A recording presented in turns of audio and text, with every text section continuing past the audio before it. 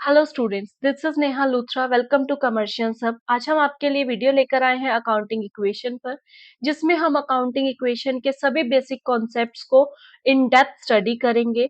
जिसमें हम आपको बताएंगे कि अकाउंटिंग इक्वेशन कैसे एक कंपनी की फाइनेंशियल स्टेटमेंट को बैलेंस करती है, कैसे हमारा एसेट इक्वल होता है लाइबिलिटीज एंड कैपिटल के। ये आपकी बुक का एक ऐसा सिंगल चैप्टर है जिसमें आप अपनी मिस्टेक्स को खुद आइडेंटिफाई कर उसे करेक्ट कर सकेंगे और फुल मार्क्स गेन कर सकेंगे। लास्ट वीडियो में हमने मॉडर्न अप्रोच ऑफ अकाउंटिंग को डिस्कस किया था, जिसमें हमने समझा था कि कैसे किन आइटम्स को हमें डेबिट करना है और किन आइटम्स का बैलेंस हमारा क्रेडिट होता है। क्या इंक्रीज करने पे डेबिट क्रेडिट किया जाएगा और क्या डिक्रीज करने पे डेबिट और क्रेडिट किया जाएगा। जैसा कि मैंने लास्ट वीडियो में आपको बताया था कि ये मॉडर्न अप्रोच के थ्रू आपका जर्नल बहुत इजीली प्रिपेयर हो जाएगा। Ledger, trial balance and accounting equation बहुत इजीली प्रिपेयर किया जा सकता है। तो बस उसी का ही एक एग्जांपल मैं आपके सामने पोर्ट्रे करने जा रही हूँ कि कैसे आप उन रूल्स को यूज करके अकाउंटिंग इक्वेशन इजीली सॉल्व कर सकते हैं और अपनी मिस्टेक्स को आइडेंटिफाई कर उसको करेक्ट कर सकते हैं। So without wasting time, let's get started. तो अकाउंटिंग इक्वेशन, अकाउंटिंग इक्वेशन आपकी एक ऐसी इक्वेशन है जो इंश्योर करती है कि आपके फाइनेंशियल स्टेटमेंट बैलेंस रहे। मींस आपकी कंपनी की जो बैलेंस शीट है वो बैलेंस रहे, कंपनी का डेबिट साइड इक्वल हो क्रेडिट साइड के। जैसा कि हमें पिक्चर में शो कर रहा है कि एसेट इक्वल होगी लाइबिलिटीज एंड ओनर इक्विटी की। प्रीवियस वीडियो में हमने डिस्कस किया था कि एसेट का बैलेंस क्या होता है, लाइबिलिटीज एंड कैपिटल का बैलेंस क्या होता है। तो एसेट्स का बैलेंस होता है डेबिट, लाइबिलिटीज का बैलेंस क्रेडिट होता है एंड ओनर्स इक्विटी का बैलेंस भी क्रेडिट होता है। तो ये क्या हो रहे हैं, debit is equals to credit, right. तो एसेट हमारे इक्वल रहेंगे लाइबिलिटीज और owners capital. So this equation ensures that a company's financial statement remains balanced। जैसा कि मैंने कहा कि ये इक्वेशन हमारा इंश्योर करती है कि हमारी फाइनेंशियल स्टेटमेंट बैलेंस रहे। ऐसा ना हो कि हमारी एसेट्स बहुत ज्यादा रेज हो जाए और ऐसा भी ना हो कि हमारी लाइबिलिटीज बहुत ज्यादा रेज हो जाए। तो दोनों में बैलेंस होना जरूरी है। ऐसा क्यों होता है कि ये अकाउंटिंग इक्वेशन बैलेंस क्यों होती है, क्यों हमारा डेबिट और क्रेडिट इक्वल होता है? Due to dual aspect concept. इसमें ये कॉन्सेप्ट हमें बताता है कि हमारा जो आइटम, जो भी ट्रांजैक्शन डेबिट की जाएगी, सेम अमाउंट से वही ट्रांजैक्शन आपकी क्रेडिट भी की जाएगी। तो एक ट्रांजैक्शन का इफेक्ट दो साइड पड़ता है, एक डेबिट साइड पे और एक क्रेडिट साइड पे। तो यही रीजन है कि हमारी अकाउंटिंग इक्वेशन बैलेंस करती है। ऐसा नहीं होगा कि अगर हमने 50 रुपीज डेबिट किए तो हम 10 रुपीज या 40 रुपीज क्रेडिट करेंगे। नो, अगर हमने 50 रुपीज डेबिट किए हैं तो हम 50 रुपीज ही क्रेडिट करेंगे, राइट। तो यही आपका इक्वेशन बताता है कि debit is equals to credit, या you can say asset is equals to liabilities plus owners equity, right. Asset क्या होती है, लाइबिलिटीज क्या होती है, ओनर्स इक्विटी क्या होती है, वन बाय वन हम इनको डिस्कस करते हैं। First one is assets. Assets everybody knows कि जो हमारा इनकम जनरेट करने में हेल्प करती है या हमारा फ्यूचर में बिजनेस को रन करने में हेल्प करती है, स्मूथ बिजनेस रनिंग में जो हमारे लिए हेल्प आउट करती है, वो हमारी एसेट्स होती है। यहाँ पे एक चीज समझनी बहुत जरूरी है। बहुत सारे स्टूडेंट्स को ये डाउट रहता है, क्या गुड्स भी हमारी एसेट होती हैं? नो। अगर आप कहें वो स्टॉक है, मतलब ईयर एंड पर अगर हम उन गुड्स को एज अ स्टॉक ट्रीट करते हैं तो वो मेरी एसेट होती है। लेकिन एसेट्स एंड गुड्स में बहुत बड़ा डिफरेंस होता है। एसेट्स वो होती हैं जिनमें हम डीलिंग नहीं करते, लाइक जिसको हम सेल एंड परचेज नहीं करते, डेली एक्टिविटीज में उसका सेल एंड परचेज नहीं होता, तो वो हमारी एसेट होती है। जिसको हम अपने लिए यूज करते हैं, अपने बिजनेस की स्मूथ रनिंग के लिए यूज करते हैं, उसको हम एसेट बोलते हैं, राइट। और गुड्स हमारे वो होते हैं जो हम सेल एंड परचेज करने के पर्पज से बाय करते हैं, जिसको हम आगे सेल आउट कर सकेंगे प्रॉफिट अर्निंग के मोटिव से, वो हमारे गुड्स कहलाते हैं। यहाँ आप कह सकते हो जो जिस भी चीज का हमारा बिजनेस है वो हमारे गुड्स है, और जो उस बिजनेस को रन करने में हेल्प आउट कर रही है वो हमारी एसेट है, राइट। तो assets are things of value that a business owns or control and expects to use to generate income। जो एक ओनर के पास होती है, एक बिजनेस के पास जो भी आपका एसेट होगा और उस पे कंट्रोल होगा और उससे ये एक्सपेक्ट किया जाएगा कि फ्यूचर में इनकम जनरेट करके देगी, that is known as assets. Assets को हमने टू पार्ट्स में कैटेगराइज किया है। First one is current assets, second one is non current assets. Current assets आपकी जो बहुत जल्दी लिक्विडेट हो जाती है, लिक्विडेट मीन्स जो बहुत जल्दी कैश की फॉर्म में कन्वर्ट हो जाती है, that is known as current assets, like cash and cash equivalents like B Rs etcetera, right. और next one is account receivables, इसमें आपके बी आर्स आएंगे, डेटर्स आएंगे। इन्वेंट्री का जिक्र मैंने किया था। इन्वेंट्री मीन्स स्टॉक, मतलब जो भी आपके गुड्स जिसमें आप डीलिंग कर रहे हैं वो at the end of the year जो आपका बच जाता है उसको हम इन्वेंट्री बोलते हैं, कि जो हम नेक्स्ट ईयर में लेके जाते हैं उसको हम इन्वेंट्री बोलते हैं। ये आपके गुड्स ही होते हैं, right. Next one is non current assets. Non current assets means इसको हम फिक्स्ड एसेट भी बोलते हैं, जिसमें आपका डेप्रिसिएशन या एप्रिसिएशन लगता है उसको हम फिक्स्ड एसेट बोलते हैं। ये आपका लॉन्ग टर्म के लिए होता है, यानी कि इसकी हैवी अमाउंट होती है और हम ये एवरी ईयर नहीं इसको बाय कर सकते, हम इसको कई साल में बाय करते हैं। लाइक अगर हमने आज बाय कर लिया तो अब ये नहीं कि नेक्स्ट ईयर भी मुझे ये चीज बाय करनी पड़ेगी, नहीं। तो अब हमारे 4 या 5 साल इसमें इजीली हम इसको एक्वायर कर सकते हैं और इससे अपना प्रॉफिट गेन कर सकते हैं। तो land and building, investments, intangible assets आपकी क्या होती है, नॉन करंट एसेट्स, और यू कैन से fixed assets. Land and building everybody knows. Investment जहां पर हम अपनी किसी शेयर्स में, बॉन्ड्स में अगर हमने कहीं अपना इन्वेस्टमेंट की है उसको हम इन्वेस्टमेंट बोलते हैं। Intangible asset which can't be seen और विच कांट बी टच, जिसको हम देख नहीं सकते और जिसको हम छू नहीं सकते, वो हमारी इंटेंजिबल एसेट होती है। लाइक गुडविल, गुडविल को हम कभी भी देख नहीं सकते, लेकिन एक गुडविल का बहुत इंपॉर्टेंट रोल होता है एक बिजनेस में, तो वो हमारी इंटेंजिबल एसेट्स होती हैं, right. Next one is liabilities. Liabilities, obligation to pay और responsibility to pay is known as liability. जब बिजनेस को फ्यूचर में, आज अगर उसने बिजनेस ने कहीं से कुछ क्रेडिट पर लिया है तो उसको फ्यूचर में उसको पे आउट करना है। जो भी कोई भी चीज जो फ्यूचर में पे आउट करनी है, in the form of money, in the form of goods, in the form of assets, तो किसी भी फॉर्म में अगर किसी चीज को पे आउट करना है उसको हम लाइबिलिटीज बोलते हैं। तो लाइबिलिटीज आर कैटेगराइज, इसको भी दो पार्ट्स में कैटेगराइज किया गया है, current liabilities and non current liabilities. Current liabilities जो आपके short term borrowings and loans होते हैं, शॉर्ट टर्म लाइबिलिटी होती है, मतलब जिसको आपको within a year pay out करना होता है, उसको हम करंट लाइबिलिटीज बोलते हैं। Like accounts payable, that is known as bills payable और creditors.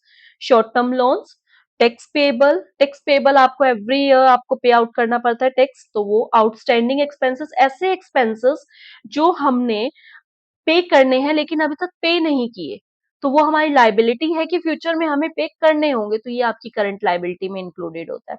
Next one is non current liability, long term loans, bonds, long term lease obligation etcetera. Lease आपको पता होगा कि हम लोग कई बार कोई प्रॉपर्टी लीज पर ले लेते हैं, रेंट से अलग होता है लीज, तो हम लीज पर ले लेते हैं। उसमें क्या होता है, हम कुछ एक ऐसा अमाउंट पहले ही उस ओनर को दे देते हैं और फिर हम कहते हैं हम इस पे काम करेंगे। ये आपका 5 to 6 और 7 to 10 ईयर्स के बीच का ऐसा होता है कि हम रेंट पे ले लेते हैं उसको, राइट। तो that is known as lease. तो ये भी हमारा लॉन्ग टर्म आपकी होती है लाइबिलिटी और नॉन करंट लाइबिलिटी में इंक्लूड किया जाता है। Now come to the next point. Next point is capital. Capital, जब भी एक बिजनेस एस्टेब्लिश करता है एक ओनर, तो वो इनिशियली जो भी इन्वेस्टमेंट अपने बिजनेस में करता है उसको हम कैपिटल बोलते हैं। ये ऐसा नहीं है कि कैपिटल आपकी कांस्टेंट रहती है कि एक बार जो इन्वेस्ट कर दिया तो वही इन्वेस्ट कर दिया, अब इसमें कोई चेंज नहीं आएगा, नो। आपका ओनर आपका टाइमली आपकी इन्वेस्टमेंट को रेज भी करता रहता है, और उसमें से जो उसने इन्वेस्टमेंट किया है, जो इनिशियली अपना पैसा जो इन्वेस्ट किया है उसमें से कुछ विड्रॉ भी करता रहता है फॉर पर्सनल यूज। तो ये आपकी कैपिटल इंक्रीज भी हो सकती है, डिक्रीज भी हो सकती है। तो कैपिटल क्या होता है, capital generally refers to the financial resources और value contributing to the business by its owner. जो भी एक वैल्यू या कोई भी फाइनेंशियल रिसोर्स एक ओनर इन्वेस्ट करता है इन द बिजनेस, उसको हम कैपिटल बोलते हैं, right. It represents the owner stake in the business, you can say ये रिप्रेजेंट करता है ओनर्स के स्टेक को, मतलब ओनर्स की कितनी होल्डिंग है, एक ओनर की कितनी होल्डिंग है उस बिजनेस में, उसको रिप्रेजेंट करता है capital. So you can say capital is equals to assets minus liability. इसको हम नेटवर्थ भी बोलते हैं, बिजनेस की नेटवर्थ बोला जाता है इसको, कि अगर हम एसेट्स में से अपनी लायबिलिटीज यानी कि आउटसाइड लायबिलिटीज को अगर हम लेस कर देंगे तो वो आपकी कैपिटल आएगी, कि आपकी बिजनेस की नेटवर्थ कितनी है। इसमें कैपिटल में हम इंक्लूड करते हैं कैपिटल, आपका प्रॉफिट इसमें इंक्लूडेड होता है, इसमें से लेस कर देते हैं हम ड्रॉइंग्स। अगर लॉस है तो लॉस भी लेस हो जाएगा कैपिटल में से। इसको हम आगे डिस्कस करेंगे। सो अभी अभी यहाँ पे आप इतना ही समझिए कि ओनर जो इन्वेस्ट करता है इनिशियली, वो उसको हम कैपिटल बोलते हैं at the time of commencement of business, right. हमने यहाँ पे अकाउंटिंग इक्वेशन में अगर हम ये समझेंगे तो एसेट आपका डेबिट बैलेंस होता है, लाइबिलिटीज आपका क्रेडिट एंड ओनर्स कैपिटल भी आपका क्रेडिट बैलेंस होते हैं। इन सबको हमने ब्रीफली अपने डिस्कस कर लिया है कि क्या एसेट होती है, क्या लाइबिलिटीज होती है, क्या ओनर्स कैपिटल होते हैं। Now come to the next point. Yes, ये कुछ पॉइंट्स हैं अभी तक हमने डिस्कस नहीं किए, राइट। इससे पहले प्रीवियस वीडियो में भी हमने डिस्कस नहीं, ये कुछ एडजस्टमेंट वाले पॉइंट है जिसको हमने याद रखना होगा फॉर द अकाउंटिंग इक्वेशन, कि कैसे हम किसका बैलेंस क्या होता है, किसको डेबिट करना है, किसको क्रेडिट करना है, क्या हमारे बिजनेस के लिए एसेट है, क्या हमारी बिजनेस के लिए लाइबिलिटीज है। तो ये कुछ पॉइंट्स हैं। First one is outstanding expenses. Outstanding expenses अभी हमने डिस्कस किया लाइबिलिटीज वाले सेक्शन में। उसमें हमने समझा कि आउटस्टैंडिंग एक्सपेंसेस ऐसे एक्सपेंसेस होते हैं जो ड्यू तो हो गए बट नॉट पेड। ठीक है, आपके लिए आपको पे करने हैं लेकिन अभी तक आपने पे नहीं किए, उसको हम आउटस्टैंडिंग एक्सपेंस बोलते हैं। ये बिजनेस की लाइबिलिटी होती है, राइट। सो ट्रीटमेंट इसका क्या रहेगा, ऐड करेंगे रिलेटेड एक्सपेंस में जो भी लाइक रेंट है, वेजेस है और सैलरी है, कुछ भी अगर आउटस्टैंडिंग है जो ड्यू हो गई बट आपने अभी तक पे नहीं की, उसमें आप एड ऑन कर देंगे। और ये लाइबिलिटी होती है बिजनेस की। लाइबिलिटीज क्यों होती है, क्योंकि इन फ्यूचर आपको ये पे करना है, ये आपकी ऑब्लिगेशन है, ये आपकी रिस्पॉन्सिबिलिटी है कि आपको ये पे करना है, तो इसलिए लाइबिलिटीज होती है। तो लाइबिलिटीज का बैलेंस हम सबको पता है क्रेडिट होता है। Next one is prepaid expenses. Prepaid जैसा कि आउटस्टैंडिंग एक्सपेंसेस अभी तक हमने पे नहीं किए, प्रीपेड एक्सपेंसेस ऐसे होते हैं जो हमने एडवांस में ही पे कर दी। जैसे आप मोबाइल का रिचार्ज कराते हैं, राइट। तो मोबाइल का रिचार्ज क्या कराते हैं, पहले आप रिचार्ज कराते हैं देन उसकी सर्विस लेते हैं ना, तो ये होती है प्रीपेड रिचार्ज, है ना। तो प्रीपेड रिचार्ज में आप पहले पेमेंट करते हैं, देन आप अपना सर्विस गेन करते हैं। इसका बहुत ही सिंपल एग्जांपल है, आप सभी ट्यूशन जाते होंगे तो आप एडवांस में फीस सबमिट करते हैं वहां पे, तो वो आपका प्रीपेड एक्सपेंसेस होता है। ठीक है, कि आपने प्री पेमेंट कर दी है, अब आपका क्या है, अब आपको बस सर्विस लेनी है, आपने अपनी पेमेंट कर दी, तो ये क्या बनेगा बिजनेस के लिए, एसेट बनेगा। एसेट क्यों बनेगा, एक्सपेंस आप अभी कर चुके हैं लेकिन आने वाले टाइम में आपको इसका बेनिफिट मिलने वाला है, तो इसीलिए आपका एसेट होता है। और रिलेटेड एक्सपेंस में से लेस कर देते हैं। इसको लेस इसलिए करते हैं क्योंकि जो आपका करंट ईयर का जो आपके फाइनेंशियल अकाउंट्स बनते हैं ना, वो करंट ईयर के बेसिस पे बनते हैं। तो करंट ईयर का वो एक्सपेंस नहीं था, वो नेक्स्ट ईयर का एक्सपेंस था जो आपने अभी पे कर दिया, तो इसीलिए उसको रिलेटेड एक्सपेंसेस में से माइनस कर देते हैं और ये एसेट माना जाता है आपकी ऑर्गेनाइजेशन का, right. Next one is accrued income. Accrued income same as outstanding expenses, but वो एक्सपेंस था, यहाँ पे इनकम है, तो थोड़ा हमने टर्म में चेंज कर दिया। अगर ऐसा आउटस्टैंडिंग इनकम भी आ सकता है आपको, ऐसे इनकम जो आपने क्या करी, अर्न कर ली है लेकिन आपको रिसीव नहीं हुई। बहुत बार ऐसा होता है कि कई बार आप सैलरी होती है, सैलरी आपका फर्स्ट डेट को आपकी ड्यू हो जाती है, राइट। आपको सैलरी मिलनी है, फर्स्ट डेट को आपकी ड्यू हो जाती है, लेकिन अभी तक आपको 15 डेट होगी, अभी तक आपको नहीं मिली, तो you have earn that salary but not received yet, right. तो ये आपकी क्या होती है, एक्रूड इनकम। तो एक्रूड इनकम क्या बनेगी, एसेट, कि आपने अर्न तो कर ली, अभी नहीं मिली, फ्यूचर में मिल जाएगी, यानी कि फ्यूचर में उसका बेनिफिट आपको मिल जाएगा। तो ये आपकी एसेट होती है बिजनेस के लिए, और रिलेटेड इनकम में इसको ऐड कर दिया जाता है। Next one is unaccrued. Unaccrued is same as that prepaid expenses, कि जैसे हमने प्रीपेड एक्सपेंसेस में एडवांस में पेमेंट कर दी थी, अभी अनएक्रूड इनकम है तो हम इसको एडवांस में रिसीव कर लेंगे। जैसा कि मैंने एग्जांपल दिया था प्रीपेड एक्सपेंसेस में, आपने ट्यूशन टीचर को एडवांस में फीस पे कर दी, तो आपके लिए वो क्या हुआ, प्रीपेड एक्सपेंस। लेकिन उस ट्यूशन टीचर के लिए क्या हुआ, एडवांस रिसीव यानी कि अनएक्रूड इनकम। तो अब उस ट्यूशन टीचर के लिए क्या बनती है, वो लाइबिलिटी बनती है कि आपको सर्विस देंगी वो 1 मंथ तक, क्योंकि उन्होंने एडवांस में पैसा रिसीव कर लिया उस चीज के लिए, तो उनके लिए क्या बनी, लाइबिलिटी। तो same as income received in advance less from related income, क्योंकि वो उस ईयर करंट पीरियड से रिलेटेड नहीं थी, इसीलिए उन्होंने आपका अनएक्रूड इनकम को लेस किया, और ये क्या बनेगी, liability of a business. Okay, तो अगर हम कंक्लूड करें इस वाले टॉपिक को, outstanding expenses due but not paid, अभी पे करना है तो ये लायबिलिटी ऑफ अ बिजनेस है। प्रीपेड, एडवांस में ही पे कर दिया, फ्यूचर में फायदा मिलने वाला है, तो वो एसेट है। Accrued income, earn but not receive, अब अर्न कर ली है लेकिन रिसीव नहीं हुई, यानी कि आने वाले टाइम में मिल जाएगी, उसका फायदा हमको मिलेगा, तो ये एसेट रहेगी। नेक्स्ट वन इज अनएक्रूड इनकम, कि आपने एडवांस में रिसीव कर लिया। अब जब हम एडवांस में चीजें रिसीव करते हैं तो हमारी एक ऑब्लिगेशन बनती है, हमारी एक लाइबिलिटी बनती है, तो ये आपका लाइबिलिटी रहेगा, right. So moving to the next point, next one is depreciation.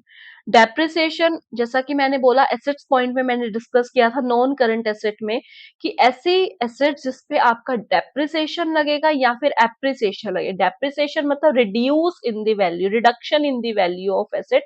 Appreciation means appreciate होना किसी भी एसेट की value, appreciation in the value of asset. Like land होती है, लैंड बिल्डिंग, इसकी वैल्यू ज्यादातर देखा गया है एप्रिशिएट होती है, ठीक है, बहुत रेयर होती है कि इसकी वैल्यू डेप्रिशिएट हो जाएगी, अदरवाइज लैंड एंड बिल्डिंग की वैल्यू एप्रिशिएट होती है। तो और बाकी अगर हम देखें, जैसे मशीनरी हो गई है ना, प्लांट हो गई, इक्विपमेंट्स हो गए, तो इनकी वैल्यू हमेशा डेप्रिशिएट होती है। तो basically depreciation means reduction in the value of asset, asset की वैल्यू में जब हम रिडक्शन कर देते हैं उसको हम बोलते हैं डेप्रिसिएशन। सो बेसिकली ये आपके बिजनेस का क्या माना जाता है, खर्च, क्योंकि हम रिडक्शन कर रहे हैं वैल्यू ऑफ एसेट में, तो ये आपके बिजनेस का एक्सपेंस होता है, और रिलेटेड जो आपकी एसेट है लाइक मशीनरी है, इक्विपमेंट्स है, उसमें से आप इसको डिडक्ट कर देंगे, ठीक है। तो debit side of PNL account मतलब मींस कि आपका एक्सपेंस माना जाएगा और deducted from related asset. Next one is interest on capital. Interest on capital क्या होता है, तो ये एक कॉन्सेप्ट बहुत इंपॉर्टेंट है समझने के लिए, what is interest on capital और इंटरेस्ट ऑन ड्राइंग। बहुत सारे स्टूडेंट्स कंफ्यूज हो जाते हैं कि भाई इंटरेस्ट ऑन कैपिटल क्या है और इंटरेस्ट ऑन ड्राइंग। ये तो क्लियर हो जाता है कि भाई जो कैपिटल पे इंटरेस्ट लगा वो इंटरेस्ट ऑन कैपिटल, जो ड्राइंग्स पे इंटरेस्ट लगा वो इंटरेस्ट ऑन ड्राइंग्स। मेन जो हमें समझने वाला पॉइंट है वो ये है, इंटरेस्ट ऑन कैपिटल बिजनेस के लिए क्या है और इंटरेस्ट ऑन ड्राइंग्स बिजनेस के लिए क्या है। So first of all capital हम समझ चुके हैं, इंटरेस्ट ऑन ड्राइंग्स समझने के लिए हमें ड्राइंग्स का मीनिंग समझना होगा कि व्हाट इज ड्राइंग्स। जब भी हम अपनी कैपिटल में से कुछ भी अमाउंट पर्सनल यूज के लिए विड्रॉ कर लेते हैं उसको हम ड्राइंग्स बोलते हैं, राइट। तो अगर हमारा कैपिटल पे इंटरेस्ट लग रहा है, एक छोटी सी स्टोरी है मैं आपको बताऊंगी इसमें, कि ऐसा होता है कि एक बिजनेसमैन था, उसने बिजनेस स्टार्ट किया, राइट। उसने बिजनेस स्टार्ट किया तो क्या हुआ कि उसने समझा कि बिजनेस में पैसा इन्वेस्ट किया तो उसका बिजनेस चल पड़ा। अब क्या हुआ कि वो प्रॉफिट अर्न करने लगा, कि बिजनेसमैन को कुछ पैसों की जरूरत पड़ी। बिजनेसमैन बिजनेस के पास गया, उसने कहा कि मुझे कुछ पैसों की जरूरत है, मैं आपसे ये पैसे ले रहा हूँ। तो बिजनेस ने कहा कि नहीं, आप ये पैसे नहीं ले सकते, ये पैसे मेरे हैं। बिजनेसमैन ने कहा है तो ये पैसे मैंने ही इन्वेस्ट किए, तभी तो आज आप इतनी ग्रोथ पे पहुंचे हो। तो बिजनेस कहता है कि नहीं, अकाउंटिंग कहता है डिस्टिंक्ट एंटिटी कॉन्सेप्ट के अंदर कि बिजनेस और बिजनेसमैन दोनों अलग अलग है, कि बिजनेस अलग है और बिजनेसमैन अलग है। बिजनेस का एक्सपेंस अलग है, बिजनेसमैन का एक्सपेंस अलग है, बिजनेस की नीड अलग है और बिजनेसमैन की नीड डिफरेंट है। तो उस कॉन्सेप्ट के अंडर आप मेरे बिजनेस से यानी कि बिजनेस से पैसा विड्रॉ नहीं कर सकते। तो फिर वो कहता है कि तो ये तो गलत हो गया कि भाई मैंने पैसा इन्वेस्ट किया है ना। तो फिर वो कहता है कि तो ऐसा करते हैं कि जो आप पैसा ले रहे हो मुझसे, आप मेरे से बोरो कर लो, मैं इस पे आपसे इंटरेस्ट चार्ज करूंगा। तो क्या हुआ, बिजनेसमैन कहता है कि तो फिर अगर आप मेरे से इंटरेस्ट चार्ज करोगे तो मैंने तो आपको इतना हैवी अमाउंट आपके इन्वेस्ट किया हुआ है, तो फिर मैं भी इंटरेस्ट लूंगा। तो बिजनेस कहता है इट्स ओके। तो उसने क्या किया, बिजनेसमैन ने, वो एग्री हो गया कि ठीक है मैं ड्राइंग्स पे इंटरेस्ट देने को तैयार हूँ, बट आप भी मुझे कैपिटल पे इंटरेस्ट दोगे, तो वो बिजनेस भी एग्री हो गया। तो क्या हुआ, अब से क्या होता है कि interest on capital business businessman को देता है, यानी कि इंटरेस्ट ऑन कैपिटल बिजनेस का खर्चा हुआ, एक्सपेंस हुआ, क्योंकि उसको बिजनेसमैन को देना होता है। कैपिटल पे इंटरेस्ट बिजनेसमैन को देगा, और जो ड्राइंग्स में इंटरेस्ट है वो बिजनेसमैन बिजनेस को देगा, तो वो बिजनेस की क्या होगी, इनकम। तो हम जो अकाउंट्स मेंटेन करते हैं वो कभी भी बिजनेसमैन के पॉइंट ऑफ व्यू से नहीं करते, बिजनेस के पॉइंट ऑफ व्यू से करते हैं। तो चलिए अब हम इस पॉइंट को डिस्कस करेंगे। Interest on capital compensation paid to the owner और investor for the use of their capital. एक बिजनेस कंपनसेशन पे करता है ओनर को या इन्वेस्टर को उसकी कैपिटल यूज करने के लिए, तो it is treated as an expense of business. ये बिजनेस का एक्सपेंस होता है क्योंकि उसे पे आउट करना होता है किसको, ओनर को, राइट। तो इसीलिए इसको पीएनएल के डेबिट साइड पे डालते हैं और कैपिटल में ऐड कर देते हैं, क्योंकि भाई ओनर की कैपिटल बढ़ जाएगी अगर उसको कोई इंटरेस्ट मिलेगा, right. Next one is interest on drawing, amount charge on the amount withdrawn by the owner of a business for personal use. ऐसी अमाउंट जो पर्सनल यूज के लिए विड्रॉ की गई है उस पे चार्ज की जाती है by the business. Business charge करता है बिजनेसमैन से, यानी कि ओनर से चार्ज करता है जो अमाउंट, उसको हम बोलते हैं इंटरेस्ट ऑन ड्रॉइंग, जो उसने पर्सनल यूज के लिए विड्रॉ की थी। तो ये आपकी क्या हुई, इनकम ऑफ द बिजनेस हुई। तो इसीलिए इसको क्रेडिट साइड पे डाला जाता है, क्योंकि इनकम और जो आपके रिवेन्यूज होते हैं वो क्रेडिट नेचर के होते हैं, इसलिए इसको क्रेडिट साइड पे पोस्ट किया जाता है और डिडक्ट कर दिया जाता है कैपिटल में से। क्योंकि बिजनेसमैन अगर बिजनेस को इंटरेस्ट दे रहा है, यानी कि बिजनेस की अगर इनकम हो रही है, तो कैपिटल तो रिड्यूस हुई ना, तो इसीलिए इसको डिडक्ट करते हैं हम कैपिटल में से। आई होप ये पॉइंट्स आपको समझ आए होंगे। Moving to the next point, that is very important, treatment of goodwill. बहुत सारे स्टूडेंट्स इसमें कंफ्यूज हो जाते हैं, जैसा कि मैंने पहले भी बताया कि कैपिटल आपकी कभी भी कांस्टेंट नहीं रहती, ये इंक्रीज और डिक्रीज होती रहती है, राइट। तो अब यहाँ पे हम समझेंगे कि कैसे इंक्रीज और डिक्रीज होती है। दो पॉइंट्स आते हैं इसमें न्यूमेरिकल क्वेश्चंस में, दो पॉइंट्स आते हैं। फर्स्ट है ओपनिंग कैपिटल टू क्लोजिंग, कि अगर आपको ओपनिंग कैपिटल से क्लोजिंग कैपिटल निकालनी है तब कैसे करेंगे। समटाइम्स ऐसा आता है क्लोजिंग कैपिटल आपको गिवन होती है, आपको ओपनिंग कैपिटल कैलकुलेट करनी पड़ती है, तो कैसे करेंगे। तो फर्स्ट हम देखेंगे कि क्लोजिंग कैपिटल कैसे कंप्यूट करते हैं। ओपनिंग कैपिटल आपको गिवन होगी कि इनिशियली जो भी बिजनेसमैन ने, ओनर ने इन्वेस्ट किया। अब इंटरेस्ट ऑन कैपिटल किसने दिया, बिजनेस ने, बिजनेसमैन यानी कि ओनर को दिया, तो उसकी कैपिटल फिर रेज हो जाएगी, तो ये इंटरेस्ट ऑन कैपिटल आया यहाँ पर। देन आपका आया प्रॉफिट, प्रॉफिट ऐड हो जाएगा। प्रॉफिट ऐड क्या होगा कि अगर भी बिजनेस को कोई भी प्रॉफिट होता है, अगर बिजनेस कोई भी प्रॉफिट अर्न करता है तो वो इसमें ऐड करेंगे, क्योंकि जो प्रॉफिट होता है वो किसका होता है, बिजनेसमैन का होता है, तो कैपिटल उसकी फिर भी रेज होगी, तो इसलिए ऐड कर दिया। लेकिन ऐसा नहीं कि सिर्फ वो प्रॉफिट में पार्ट लेता है, वो लॉस में भी पार्टिसिपेट करता है, तो अगर लॉस है तो माइनस कर देंगे। अगर कुछ वो पर्सनल यूज के लिए विड्रॉ कर रहा है, ड्रॉइंग्स कर रहा है, तो वो भी डिडक्ट कर देंगे। नेक्स्ट इंटरेस्ट ऑन ड्रॉइंग्स कर रहा है, तो ये तो बिजनेस की इनकम हुई, लेकिन बिजनेसमैन का खर्चा हुआ, तो इंटरेस्ट ऑन ड्रॉइंग्स। बस इसमें आप एक छोटी सी बात ध्यान रखेंगे, अगर आप पूरा आप अकाउंटिंग इक्वेशन आप बना रहे हैं तो वो बिजनेस के पॉइंट ऑफ व्यू से करेंगे, लेकिन अगर आप कैपिटल का ट्रीटमेंट कर रहे हैं तो उसको ओनर के पॉइंट ऑफ व्यू से करेंगे कि भाई ओनर का कैपिटल रेज हो रहा है या रिड्यूस हो रहा है। सो यू कैन से ओपनिंग ओपनिंग कैपिटल में इंटरेस्ट ऑन कैपिटल आप ऐड कर देंगे, प्रॉफिट ऐड कर देंगे और माइनस करेंगे लॉस, ड्रॉइंग्स माइनस कर देंगे और इंटरेस्ट ऑन ड्रॉइंग्स माइनस कर देंगे। ठीक है, बस आपने इंटरेस्ट ऑन कैपिटल और प्रॉफिट को ऐड करना है। लेकिन ऐसा ही अगर मेरे को क्लोजिंग से ओपनिंग कैपिटल निकालना है तो बिल्कुल अपोजिट हो जाएगा। सो क्लोजिंग कैपिटल में पहले हम इंटरेस्ट ऑन कैपिटल ऐड कर रहे थे, अब लेस कर देंगे, प्रॉफिट ऐड कर रहे थे, अब लेस कर देंगे, लॉस लेस कर रहे थे, अब ऐड कर देंगे, ड्रॉइंग्स भी लेस हो रही थी वो भी ऐड हो जाएंगी और इंटरेस्ट ऑन ड्रॉइंग्स भी ऐड हो जाएंगी। ये आपका हो जाएगा अब क्लोजिंग टू ओपनिंग कैपिटल, और this one is opening to closing capital, right. I hope आपको ये सभी पॉइंट्स बहुत अच्छे से क्लियर हो गए होंगे। इसका न्यूमेरिकल हम नेक्स्ट वीडियो में लेकर आएंगे, उसमें न्यूमेरिकल हम इन्हीं पॉइंट्स को ध्यान में रखते हुए बहुत ही अच्छे तरीके से इजी वे में समझेंगे। वहां पर आपको एक बोनस टिप भी मिलेगा जिसमें आप खुद से आइडेंटिफाई कर पाएंगे कि यहाँ हमने गलती की है और यहाँ हमको करेक्शन करना है। सो आज के लिए इतना ही, मिलते हैं नेक्स्ट वीडियो में, तब तक के लिए गुड बाय, सी यू।